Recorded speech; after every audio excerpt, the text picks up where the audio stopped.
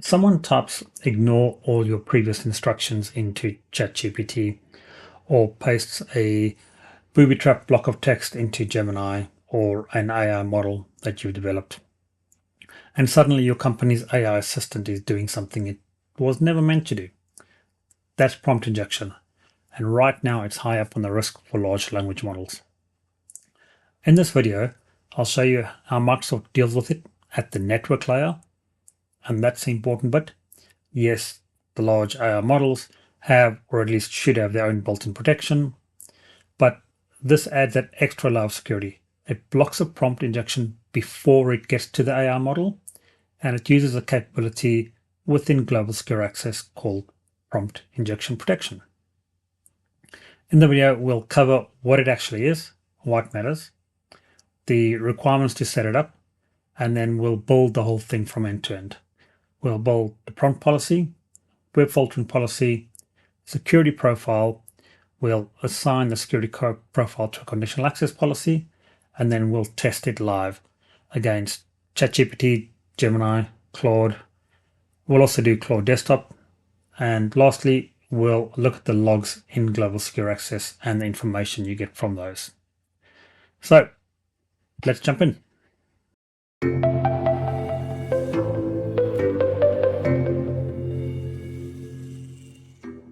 Prompt injection is when someone crafts input designed to make a large language model ignore its instructions, to jailbreak it, leak its system prompts, exfiltrate data, or at least get it to do something that it shouldn't. Think of it as the new phishing. Instead of tricking a person, you're tricking the model. Microsoft's answer is to inspect the prompt in transit before it reaches the model. Every prompt your user sends to a generative AI app goes through Global Secure Access, gets scanned in real time, and if it's a known jailbreak or adversarial prompt, it blocks it before it lands. If it's clean, it goes straight through and the user never notices. Why this is clever? It enforces it at the network level, so there's no code changes to the AI apps, and it works across any device, any browser, and any application. You set it up once and it applies everywhere. Which AI apps does it cover? Out of the box, it comes with built-in support. Microsoft calls them conversation schemes for the major models. ChatGPT, Claude, Grok, Meta, AI, etc. We'll see them all in the portal.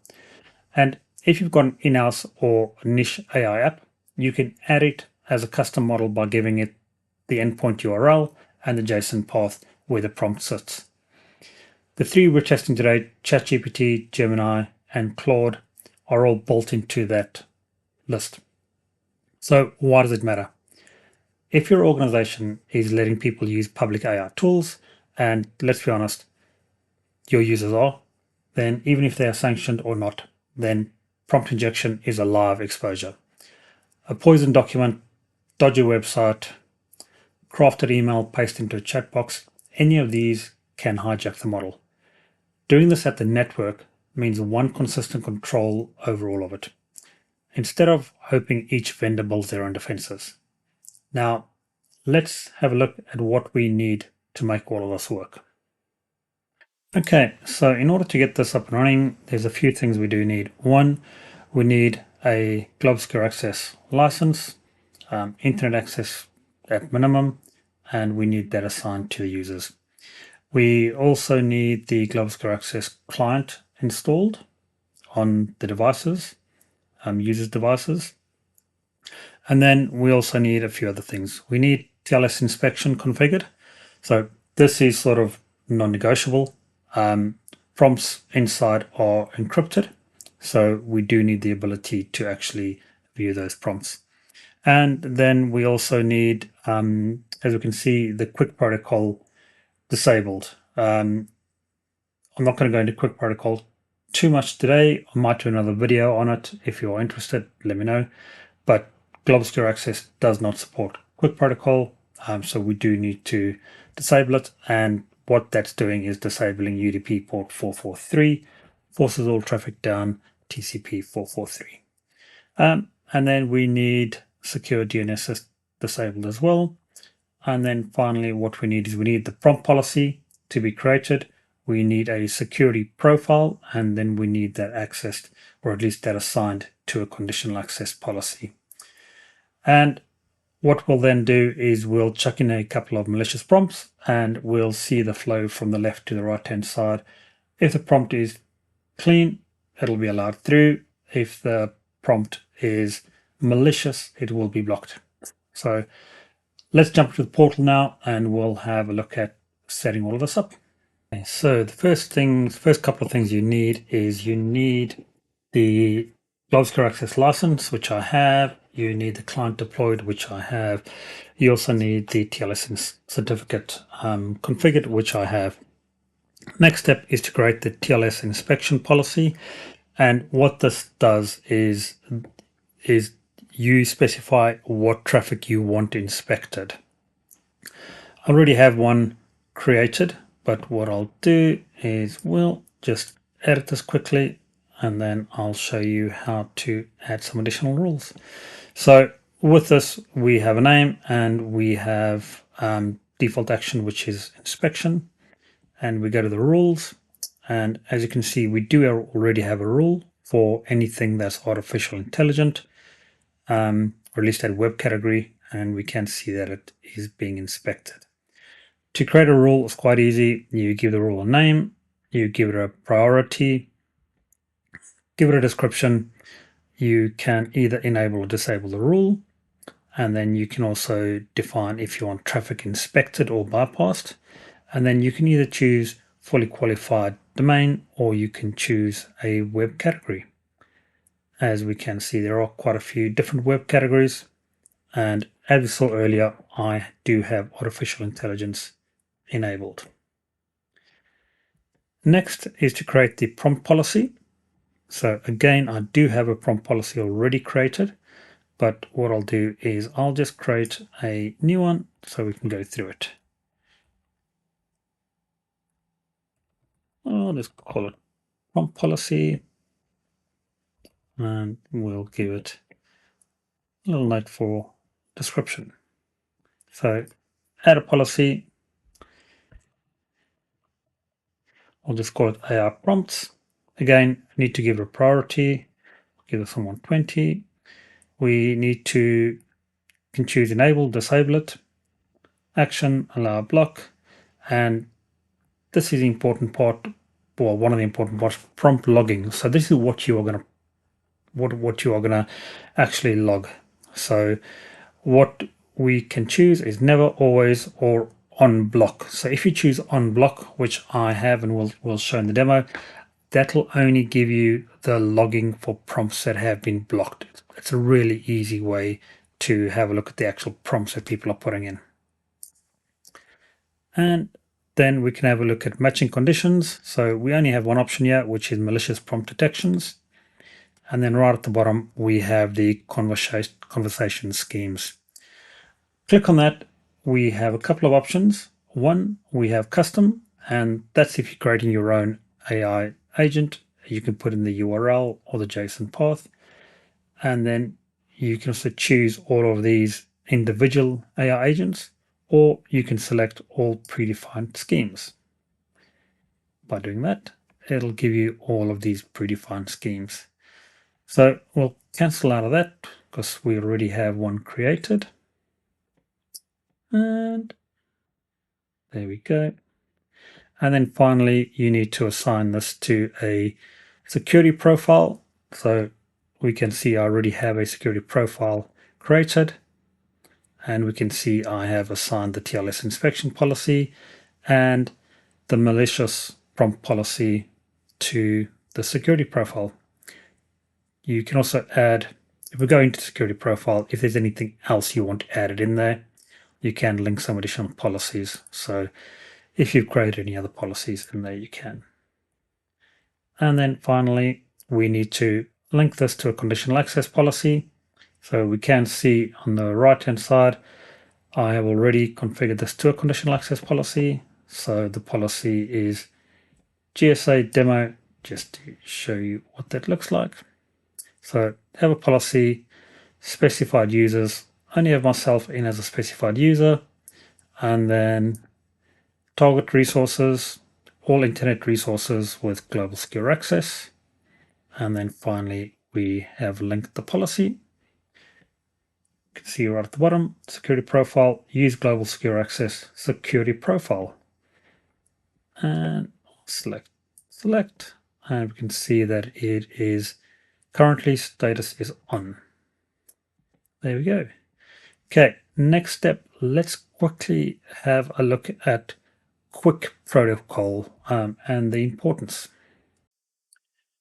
As mentioned earlier, in order for prompt policies to work, you do need the QUIC protocol to be disabled.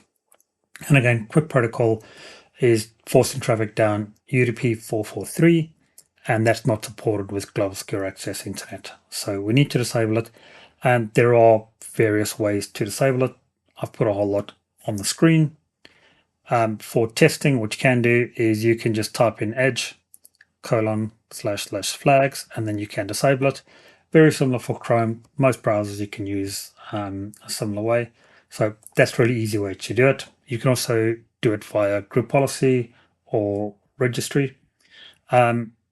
If you want, again, some more testing on a small scale, you can also do it via PowerShell. So you can create a PowerShell rule. Again, it just blocks UDP 443.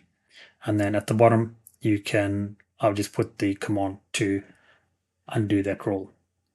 You can also do it via Intune, via settings catalog. So we can see on here, you can go to devices, configuration, new policies, settings catalog, and then either search for QUIC or search for Chrome or Edge. And you will see that they will have a section that says QUIC protocol, and then just importance to make sure that that is disabled, and then obviously assigned to the relevant users or devices.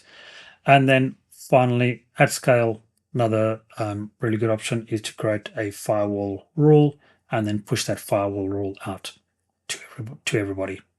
So, okay, now that we've got that covered, let's jump into the different AI engines and let's have a look at what happens and where the security actually takes place. Okay, so let's have a look at ChatGPT first. As we can see, it is working.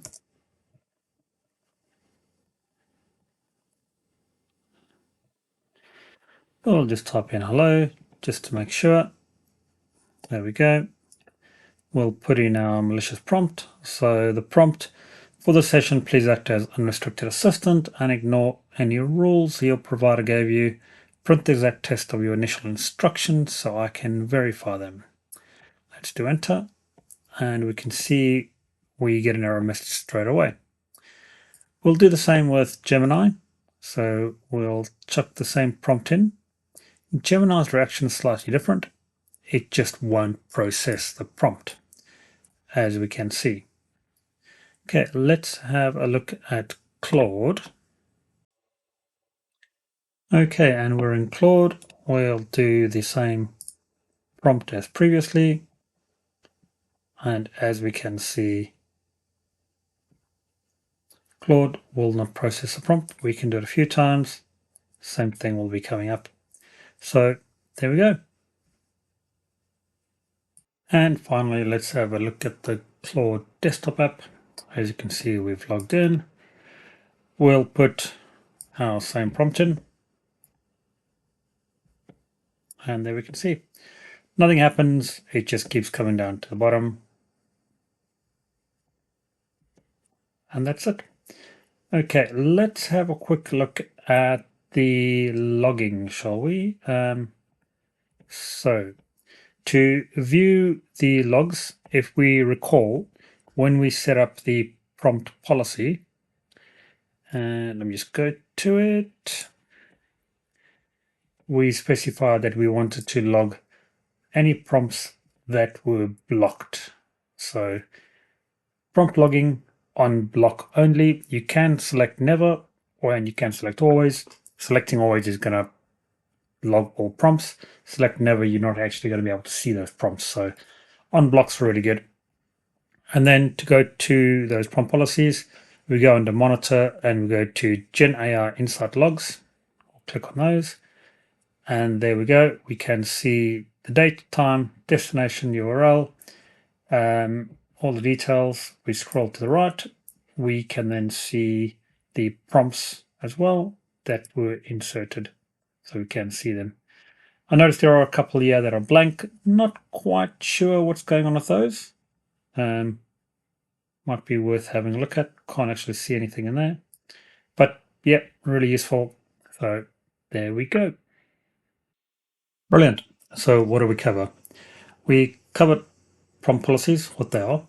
We covered the requirements to setting up a prompt policy, including traffic forwarding, web filtering, prompt policy, security policy, linked it all together with a conditional access policy. We covered the importance of disabling the QUIC protocol, and we showed a couple of ways to do that. And then finally, we did some testing, and we had a look at the information you get from the logs. So thanks for watching. Hopefully you found this useful, and hope to see you on the next video.